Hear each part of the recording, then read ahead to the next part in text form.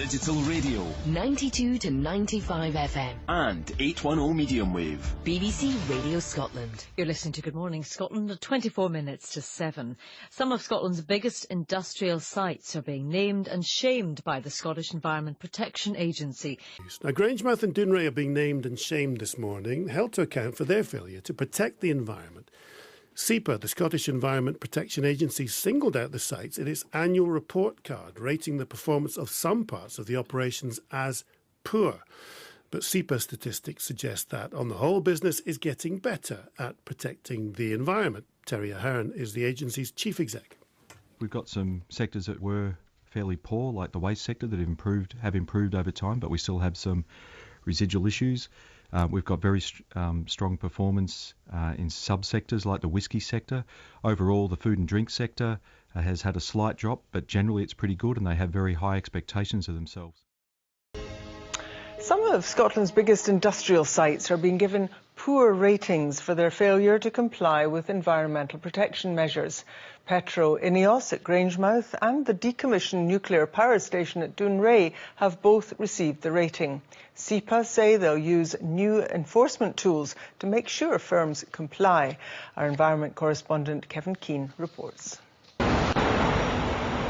It was one of the worst offending sectors, but over 7 years the waste processing industry has gone from 72% compliance to more than 90%.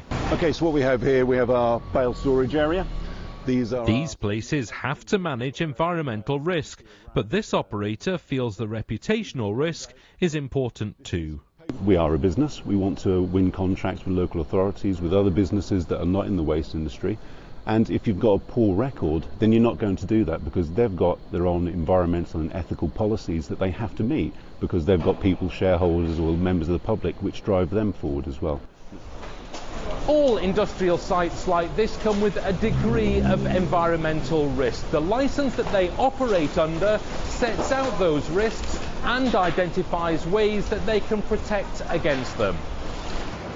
This site in Aberdeen has to meet more than 40 conditions to hold its licence from Sepa. It's been rated as excellent, but others have not. This salmon farm at Appin was also given the highest ranking, but 51 farms were rated at risk, poor or very poor. Petro Ineos at Grangemouth was rated poor, but the company says it related to one incident in a single day. So too was the decommissioned nuclear power station at Dounreay. They've invested £1 million in the past year in improvements. But across all sectors, the compliance picture is improving. 91%, which is the figure, is good, but we want to be at 100%. So we're not going to rest until we get everyone up to compliance.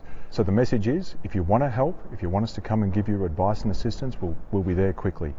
If you don't want to do that, if you want to trash Scotland's environment, then we're there to use our powers to make you do it. Ensuring total compliance with environmental measures won't be easy to achieve, but Sepa says it's determined to build on the most recent improvements.